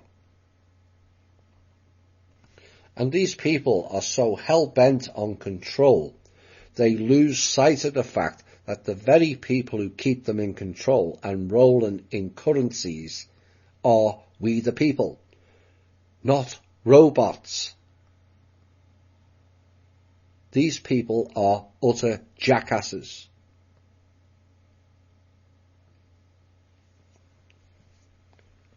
And then he says they increasingly expect companies to contribute to social welfare and the common good. In other words, corporations should no longer exist solely in order to create goods and gain profit, but to assist in curing society's ills, almost if the companies themselves are a part of government. The corporate companies are a part of the government. Do you think we're all stupid, Mr. Schwab? All you're doing is revealing your hand that was once hidden. The USA Inc. is the corporate company acting as a government of America. So you're not telling us anything new. You might be telling a whole heap of other people something new, but certainly not us. He then says we have a choice. I don't like their choices. Those, what is the lesser of two evils? Neither is the third choice, the triality. To remain passive, which would lead to the amplification of many of the trends we see today: polarization, nationalism, racism, and ultimately increased social unrest and confidence, warned Schwab. All of those categories which was created by think tank groups, of which Mr. Schwab is part of. Then he says, but we have another choice. We can build a new social contract, particularly integrating the next generation. We don't want and need your contracts, and you can stick them where the sun don't shine. Then he says we can change our behaviour to be in harmony with nature again. Now that is comedy at its best. We can change our behaviour to be in harmony with nature again. The same global elitists who have rampaged this planet of many resources to line their own pockets, and now they speak like they are environmentalists. Environs, no. Mentalists, definitely. And we can make sure that the technologies of the fourth industrial revolution are best utilised to provide us with better lives. In Schwab's New World, things such as rolling lockdowns, crowd restrictions and mask mandates will become a permanent part of not only America but the entire world. And this change, Schwab believes, is coming whether we like it or not. Radical changes of such consequence are coming that some pundits have referred to as before coronavirus, BC, and after coronavirus, AC era. And he said we will continue to be surprised by both the rapidity and unexpected nature of these changes. As they conflate with each other, they will provoke a second, third, fourth and more order consequences, cascading effects and unforeseen outcomes, he said. But when you break it all down, Schwab's pronouncements are little more than repackaging of the same globalist agenda that we've been hearing about since the 1990s. This time, however, globalists such as Schwab are using the COVID-19 pandemic as an excuse to foist their collectivist ideas on the world. It's almost as if this pandemic itself was part of the plan, a triggering point in a global behaviour modification exercise.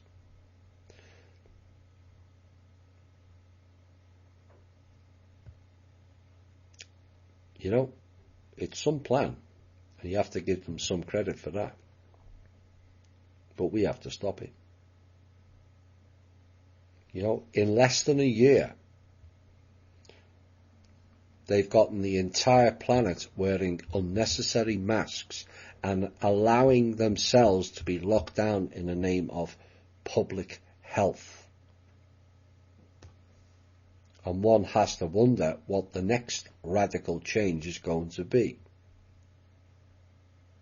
And according to Schwab, you will own nothing and you will be happy about it. The US won't be the world's leading superpower. It wasn't to begin with. And you won't die waiting for an organ donor. They will be made by 3D printers. You will eat much less meat. Meat will be an occasional treat, not a staple, for the good of the environment and our health. 1 billion people will be displaced by climate change. And that came from Soros's open borders claim, remember. Polluters will have to pay to emit carbon dioxide.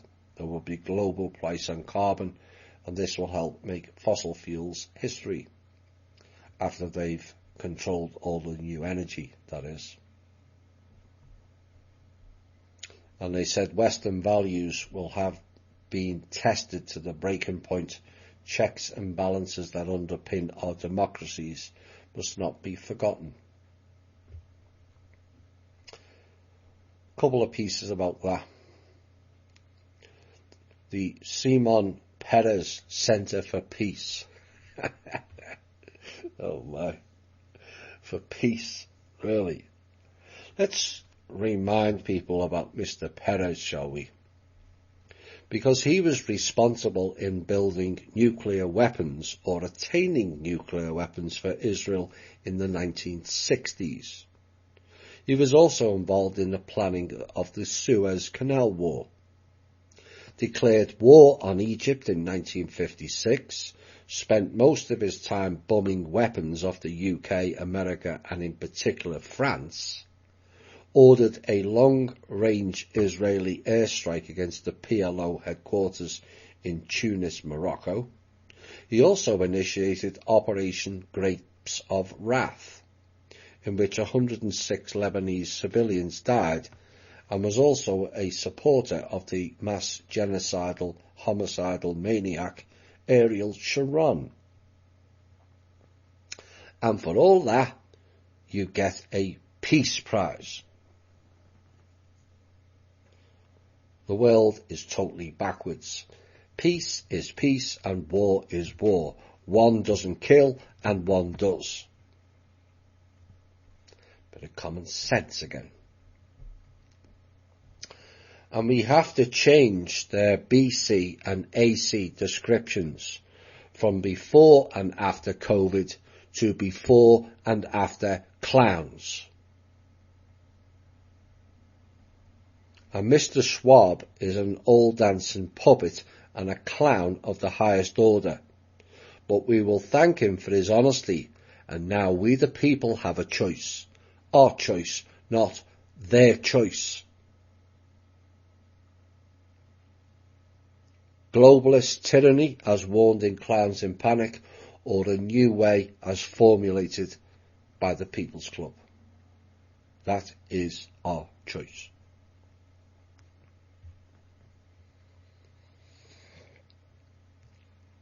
If you ever thought for 1 minute the bantering war between America and China was government-based, Trump versus Xi, then this story blows that away.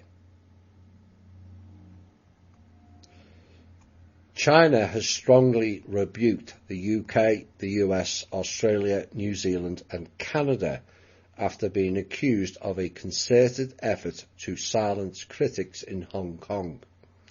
The countries which form the Five Eyes Alliance criticised China's imposition of new rules to disqualify elected legislators in Hong Kong, and they urged Beijing to reverse course.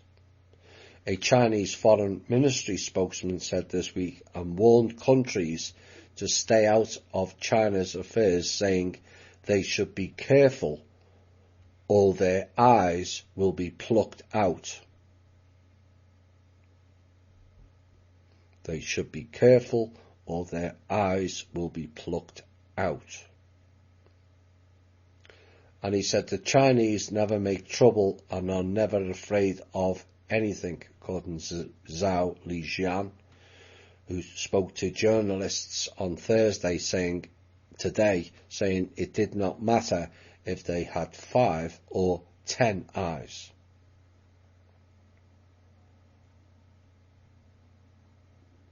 That story was ran by the BBC, which is MI5, MI6, and said this in an effort to appease the non-thinking people.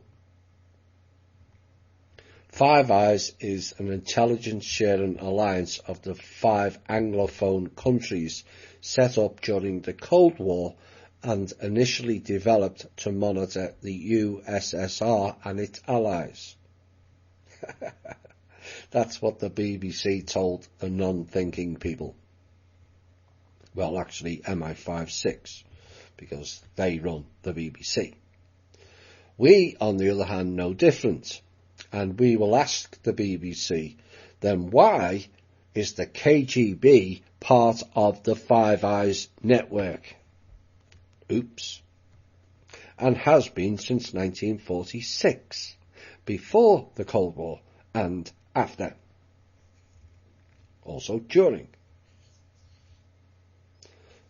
So now you know this war that's going on is a war on behalf of intelligence agencies. And it's got nothing to do with the people or the governments of those 2 countries. And at which point do the people and or the governments not realise this is a fact and stop it?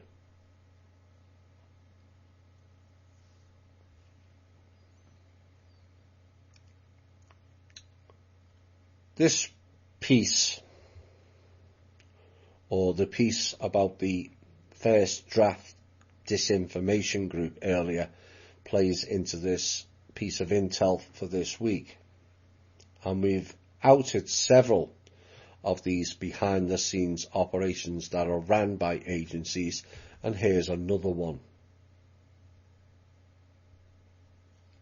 Operation Timber Sycamore was a classified weapons supply and training operation ran by the CIA and supported by some Arab intelligence services, such as the Security Service in Saudi Arabia.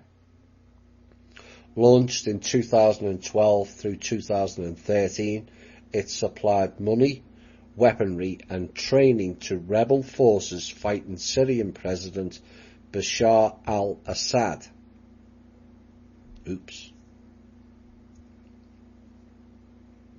And this operation was run by the CIA's Special Activities Division, SAD, and yes, you are sad. Sad and depressing and sad and twisted. And has trained thousands of rebels.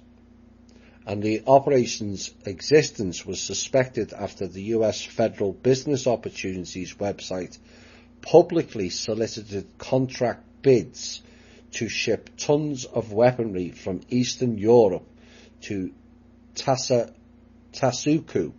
Turkey and Aqaba, Jordan.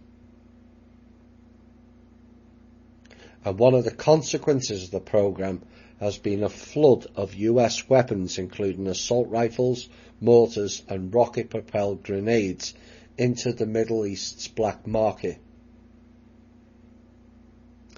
So who was involved in this? Vice President Joe Biden is known to have been an active proponent of Operation Timber Sycamore within the Obama administration, and the president secretly authorized the CIA to begin arming Syrian rebels in 2012.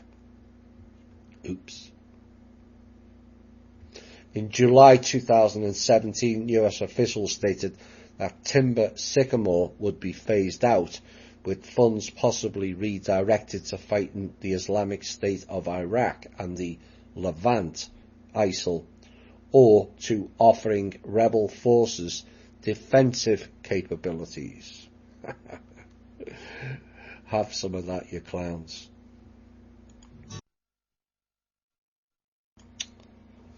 Clowns to the left, clowns to the right, jokers everywhere. And here we are in the middle of it all. Fairly comprehensive last hour or so. A lot of outing. The connections to do with the data collection, the secret think tank clown organisations, who they are and what they're up to, and also Mr. Biden and his Obama Muslim Brotherhood crew outed also. The common theme that runs through most of it, data harvesting, wars in far foreign lands, overthrows of governments, is CIA. It always is, and it always was. The CIA are involved heavily in this final piece, far more than you realise. And the distraction information warfare is now in full flow, whether it's the mainstream media or the alternative media, and my advice is to best ignore most of it, and I mean most of it. It's going to get worse. It's bad enough as it is now. Now, THI has always called out BS, and much of it was not believed when I originally stated it. But over time, each one we outed became more clear as time went on, and that is the key now. A week where the alt media descended into the same pit of the mainstream media and declares people who question anything are labelled as haters. But too little of the alt media now is born in truth or facts. One alt media personality this week is proclaiming Robert David Steele as the new temporary president, as neither Trump nor Biden will cut it. Several alt media people are proclaiming all top people are dead or in Gitmo, and yet there is zero evidence to support either, and I mean zero. In fact, in Event 3, did we not out Gitmo as having one of the research labs, adrenochrome? Two alt media this week are arguing over the validity of assemblies due to the difference between a citizen and a person, when both forget we have no government and so it renders it mute. Recent additions to the alt media to control the narrative are Gene Decode, which is part of Ashtar Command, or Ashtray Command is the better terminology, and so is BS. Gene Decode is an interesting name given the timing, and we'll find out more about that soon. Charlie Ward is a high-level currency dealer and is a Golden Dragon member, and so is connected to the former entity known as Neil Keenan and also Langley 2. Drake, Tanath and Kent Dunn all back out, spouting varying levels of saviour programmes, and the question is it loop time again? And in case some get confused about recent second-hand information put out by another show, I will give you the first-hand information as to what is real and what is distraction. There were 21 parents, there were 13 covens, and there are 39 species below our feet. Those are the correct figures, no matter how many times the deliverer of the second-hand information wants to say it. Twisting the narrative to make it fit into a pattern the person doesn't understand will not make the information correct.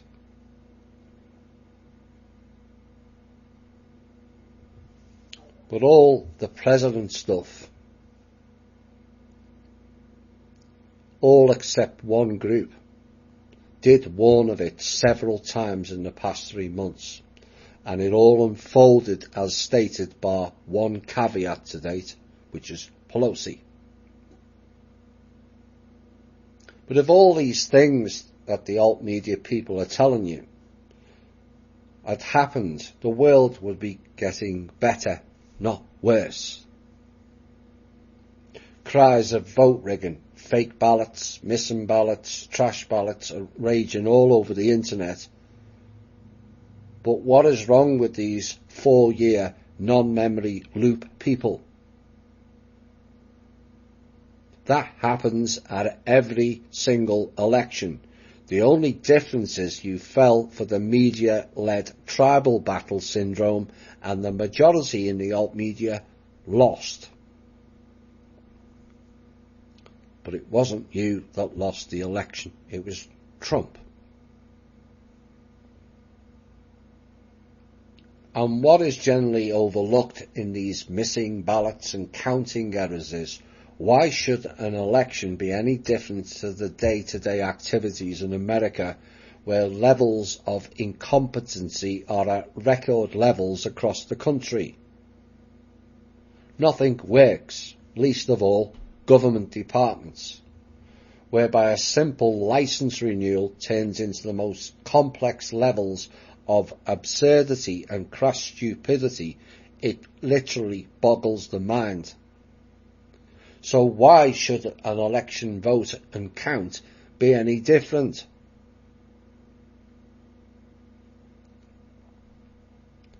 The difference is your guy lost. Nothing more and nothing less. And the great question is, what actual concrete proof has Trump given to the people that things have improved in the last 4 years? The cold, stark truth is nothing.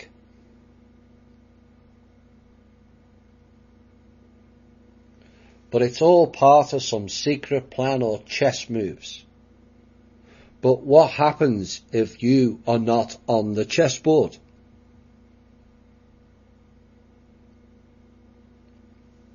And all of it is to distract from the nuggets of truth permeating around the world now, and the fact that the mainstream media and the alt media clowns are losing the narrative, and badly.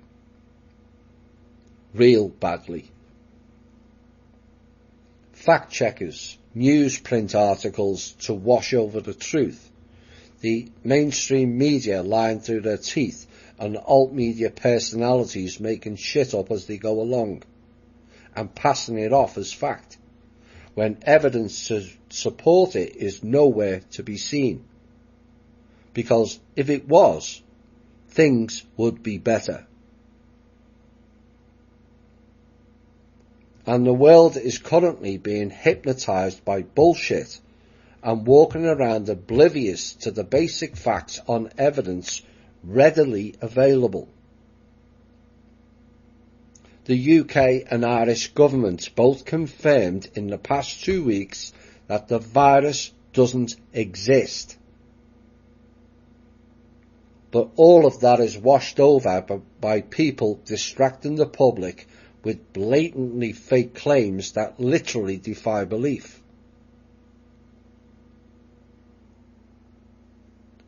Remember, one alt media outlet stated that the virus doesn't exist, then tries to sell $25,000 machines that was 50% overpriced to cure the said virus that doesn't exist.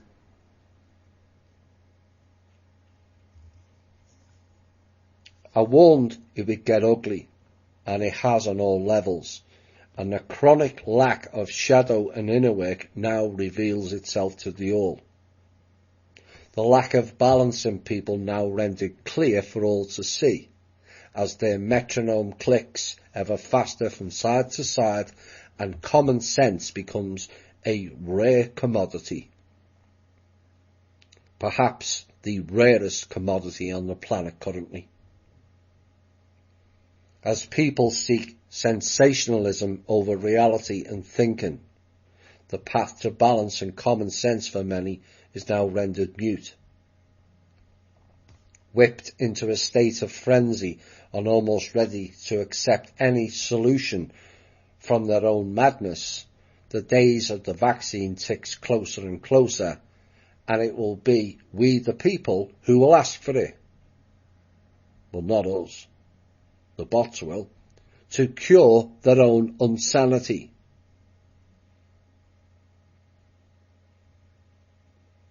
It's the city of light pill.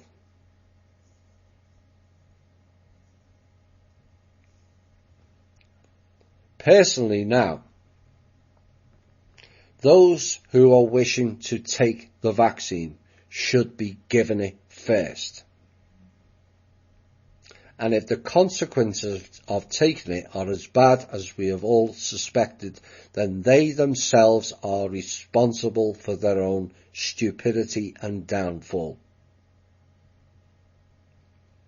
If people are too stupid to research and think for themselves, why should we worry about their innate ability to fall for the most basic stupidity and falsehoods and then pass them off as fact? Because some alleged authority told them so.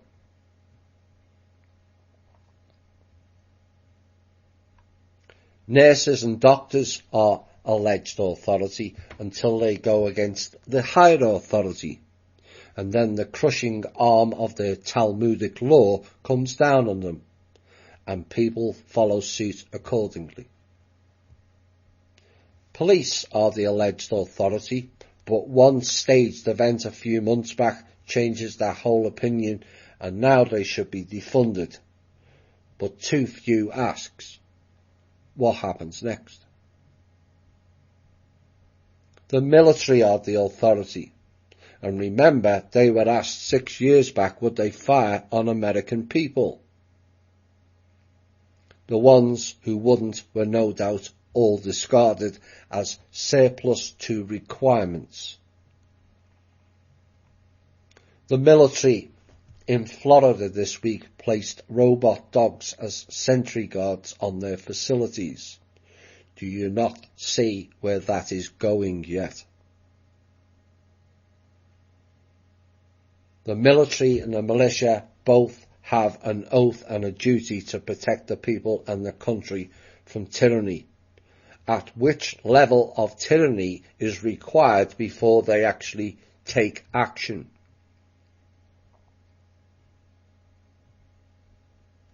Suddenly everyone has gone common law, which is good if you are learning about it. But given the levels of it in the alt media, one believes it is a program being ran, just like the toilet paper program ran earlier in the year.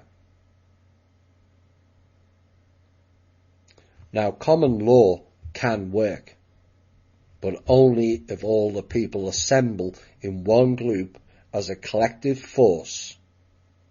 Individual and separate groups has never and will never work, and why it is being pushed in the alt media again currently.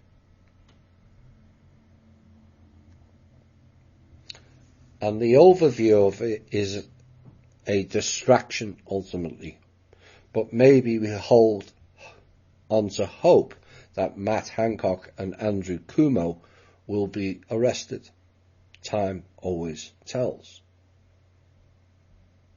And it's time to step back and think for yourselves.